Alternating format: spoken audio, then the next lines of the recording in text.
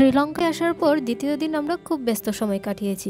প্রথমেই আমরা গিয়েছিলাম বেইলি হ্রদের পাশে অবস্থিত গঙ্গারামাইয়া টেম্পল এবং হ্রদের মাঝে অবস্থিত বিহারের সীমাঘরে। সেখানে ঘুরতে ঘুরতে আমাদের খিদে পেয়ে গেল। তারপর আমরা খেলাম শ্রীলঙ্কার সবচেয়ে জনপ্রিয় একটা ফুড আইটেম কত্তু। বেইলি হ্রদের পাশ দিয়ে হেঁটে হেঁটেই আমরা চলে গেলাম বিহারা মহাদেবিয়া পার্ক। তারপর আমরা গিয়েছি কলম্বোতে অবস্থিত গার্লি ফেস গ্রিন বিচে। সেখান থেকে গেলাম লোকাল মার্কেট থেকে কিছু কেনাকাটা করে তারপর আমরা বাসায় এসে গেলাম এখানকার জনপ্রিয় দুটো খাবার হারমিসো আর সয়া দিয়ে ভাত। Hey everyone, this is Shyama and welcome to my page Shyama's desire. এখানে আসার পরদিন আমরা সকাল সকাল ঘুম থেকে উঠে ফ্রেশ হয়ে নাস্তাটা সেরে নিলাম। ফ্রেশ হয়ে আমরা রেডি হয়ে বসেছিলাম অনেকক্ষণ, কারণ আমাদের গাড়িটা আমাদের লোকেশন বরাবর এসেছিল ঠিক, কিন্তু যেহেতু আবাসিক এরিয়া ছিল তাই শুধু সে ঘুরছিল আর ঘুরছিল। সেম আগের দিনও আমরা এভাবে ঘুরেছিলাম, কারণ লোকেশন অনুযায়ী আমাদের গাড়িটা ড্রাইভার কিছুতেই জায়গাটা চিনছিল না। এট লাস্ট আমার হাজবেন্ড গিয়ে তাকে ধরে বেঁধে নিয়ে আসে। আর আমরা ছিলাম কলম্বোর পিপিলিয়ানা শহরে। গাড়ি আসার পর আমরা রওনা দিলাম আমাদের প্রথম গন্তব্য গঙ্গারামাইয়া টেম্পলে। আর রাস্তায় যাওয়ার সময় এভাবে কলম্বো সিটির সৌন্দর্য দেখতে দেখতে আমরা যাচ্ছিলাম। যেহেতু ভেসাক ডে ছিল এর কয়েকদিন পরে, তাই পুরো সিটিটাই এভাবে ধর্মীয় পতাকা, বেসাক্কুডু এসব দিয়ে সাজানো হচ্ছিল। 120 বছরেরও অধিক পুরনো এই টেম্পলটি অবস্থিত কলম্বোর বেইলি হ্রদের পাশেই। এই যে আমরা চলে এসেছি গঙ্গারামাইয়া টেম্পলে। চলুন এবার বিহারের ভেতরের অংশটা আমরা আপনাদেরকে ঘুরিয়ে দেখাবো।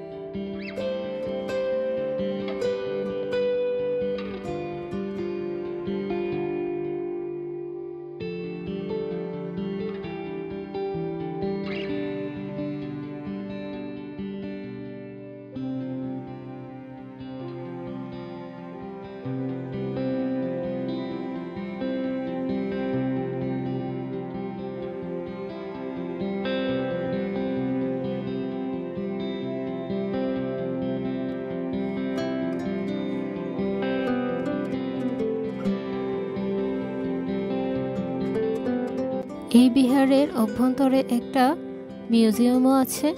আর এই যে দেখুন হাতিটা, আমি ফার্স্টে ভেবেছি এটা সত্যিকারের হাতি, একদম হুবহু অবিকল সত্যিকারের হাতির মতোই দেখতে। আর এদিকে ছিল সারি সারি বুদ্ধের মূর্তি, আর উপরে ছিল একটা চূড়া, বিহারের চূড়া। এই জিনিসটা আমি কিছুতেই আমার মোবাইলে একসাথে নিতে পারছিলাম না। মূর্তিগুলোকে ফোকাস করলে আমি চূড়াটা তুলতে পারছিলাম না, আর চূড়াটা ফোকাস করলে মূর্তিগুলো দেখা যাচ্ছিল না। যেহেতু এই গঙ্গারামাইয়া টেম্পলটা কলম্বো শহরের একদম প্রাণকেন্দ্রে অবস্থিত, তাই এখানে প্রচুর টুরিস্টের সমাগম হয় প্রতি বছর। আর এটা হচ্ছে মিউজিয়ামের ফটক। আর এখানে পুরনো দিনের বিভিন্ন ধরনের জিনিসপত্র সংরক্ষিত আছে। ভীষণ সুন্দর মনোমুগ্ধকর একটা বিহার। আর বরাবরই বিহারে গেলে আমি ভীষণ শান্তি অনুভব করি। আর এখানকার বিহারগুলোর স্পেসগুলো অনেক বিশাল, পুরোটা বিহার ঘুরতে অনেকক্ষণই সময় লেগে যায়, কিন্তু এখানে আসলেই মনে হয় আমি সবচেয়ে বেশি শান্তি খুঁজে পাই।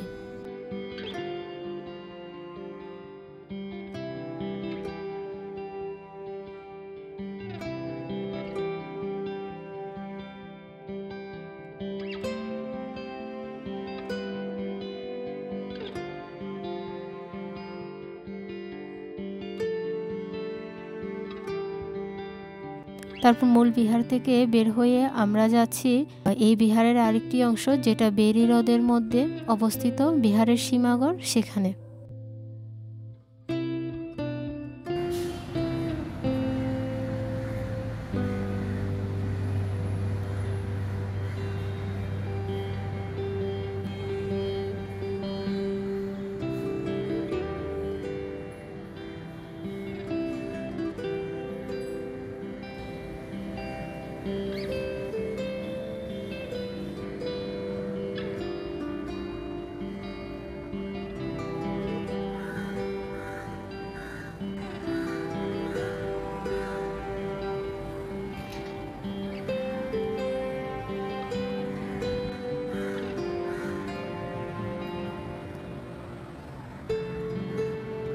এবার আমরা বিহার থেকে বেরিয়ে পড়লাম।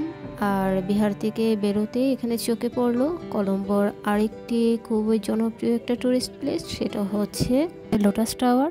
এখানে আরও রয়েছে কলম্বো সিটি সেন্টার, আর এখানে সামনে আমাদের আইসিটি ভবন। জায়গাটা অনেক বেশি সুন্দর, এবং তার চেয়েও বেশি সুন্দর এই বিল্ডিংগুলো আর এই গাছগুলো খুব বেশি সুন্দর করে সাজানো হয়েছে। ওই যে বললাম বেসাক ডে উপলক্ষে সাজানোর কাজ চলছিল। অনেকটা সময় বিহারে কাটানোর পর আমরা যাচ্ছি আমাদের দুপুরের খাবারটা সেরে নিতে। খাবারের দোকান খুঁজছিলাম। তারপর আমরা বেড়ে রোদের পাশেই একটা রেস্টুরেন্টে বসে এখানকার সবচেয়ে জনপ্রিয় একটি খাবার খেলাম, আর এটার নাম হচ্ছে কত্তু। এখানে কত্তু দুই ধরনের পাওয়া যাচ্ছিল, একটা ভেজিটেবল কত্তু আর একটা হচ্ছে মিট কত্তু। আমরা নিলাম মিট কত্তুটা। কত্তু বেসিক্যালি রুটি, মাংস, সবজির একটা মিশ্রণ। টেস্টটা খারাপ না, ভালোই। এখানকার মানুষরা এই আইটেমটা খুব বেশি পরিমাণে খায়। খাওয়া দাওয়া শেষ করে তারপর আমরা লেকের পাশ দিয়ে আবার হাঁটা শুরু করলাম।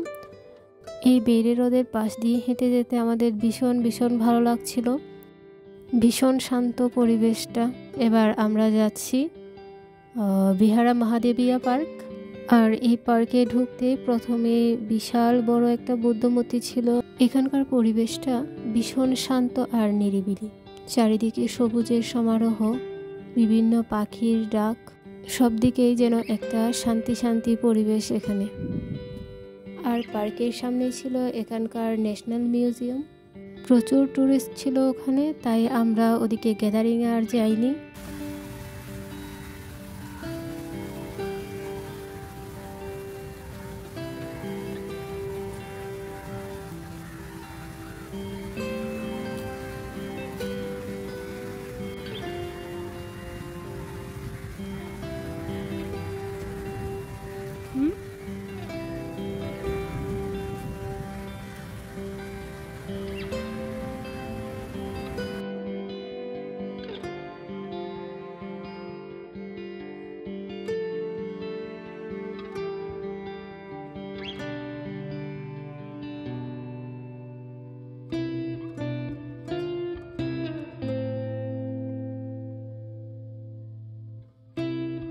ওখানে কিছুক্ষণ বসে সময় কাটানোর পর আমরা বেরিয়ে পড়ছি পার্ক থেকে।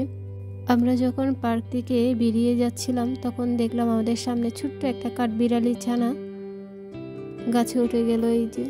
তারপর একটা ঘোড়া দেখলাম, যদিও সেটা বাঁধা ছিল।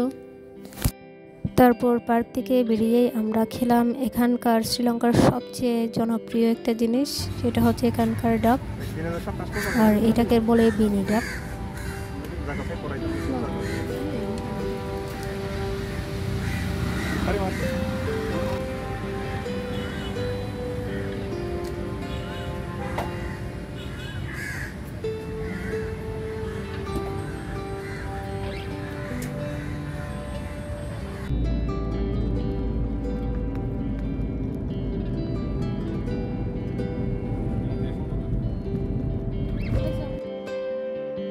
পার্ক থেকে বেরিয়ে আমরা চলে যাচ্ছি কলম্বো গার্লে ফিশক্রিন বিচে। আর যেতে যেতে অনেকটাই সন্ধ্যা হয়ে গিয়েছিল। এই যে আমরা কলম্বো সিটি রাতে কেমন সেটা দেখতে দেখতে যাচ্ছি। এখানে যানজটের সমস্যা খুব একটা নেই বললেই চলে, আমরা এখনো পর্যন্ত কোনো যানজট পাইনি। কলম্বো শহরটায় পুরো আধুনিকতা আর ঐতিহ্যের এক অনবদ্য মেলবন্ধন। দরিদ্র দেশ বলে শ্রীলঙ্কাকে যে কটাক্ষ করা হয়, শ্রীলঙ্কায় আসার পর সেটা একবারও আমার মনে হয়নি। তারা ভীষণ আধুনিক এবং শৌখিন। তাদের ঘরবাড়িগুলো দেখলেই বোঝা যায় তারা কি পরিমাণ শৌখিন জীবনযাপন করে। এই যে আমরা চলে আসলাম গার্লে ফিশক্রিন বিচে। এখানের মানুষজন খুবই স্বাধীনভাবে চলাফেরা করে। অনেকটা সন্ধ্যা হয়ে যাওয়ার পরও এখানে আমাদের কোনো অসুবিধা হচ্ছিল না। এখানে যে যার মতো ঘুরছিল, ফিরছিল, খাচ্ছিল, আড্ডা দিচ্ছিল। এখানে সেফটি নিয়ে কোনো ধরনের ইস্যু নেই বলেই হয়তো প্রতি বছর এখানে লাখো লাখো টুরিস্ট আসে। অনেক দূর থেকে এখানে সমুদ্রের গর্জন শোনা যাচ্ছিল। আপনারাও শুনুন সমুদ্রের ঢেউয়ের আওয়াজটা, ভীষণ সুন্দর।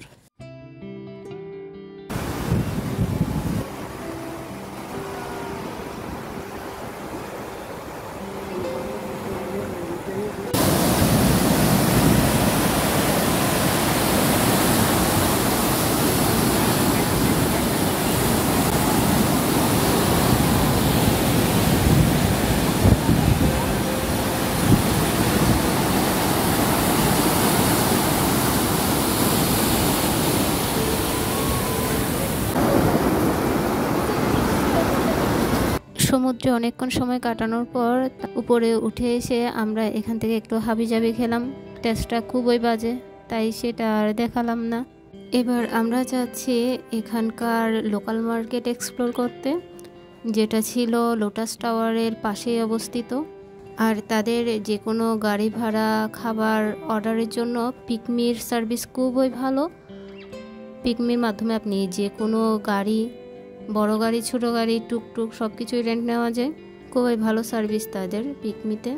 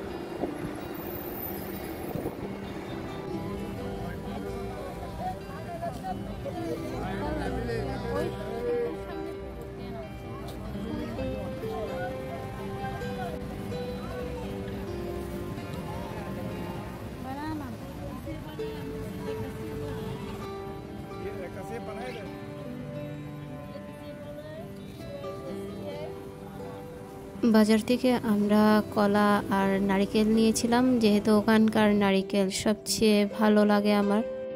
দেন আমরা বাসায় চলে আসলাম গাড়ি নিয়ে। আর বাসায় এসে খেলাম ওখানকার আরও দুটো মজাদার তরকারি দিয়ে, একটা হচ্ছে সয়া আর একটা হচ্ছে হারমিসু। আর দ্বিতীয় দিন এভাবে আমরা সারাদিন ব্যস্তময় একটা সময় কাটালাম। দেখা হবে অন্য কোনো ভিডিওতে। সে পর্যন্ত সবাই ভালো থাকুন, সুস্থ থাকুন।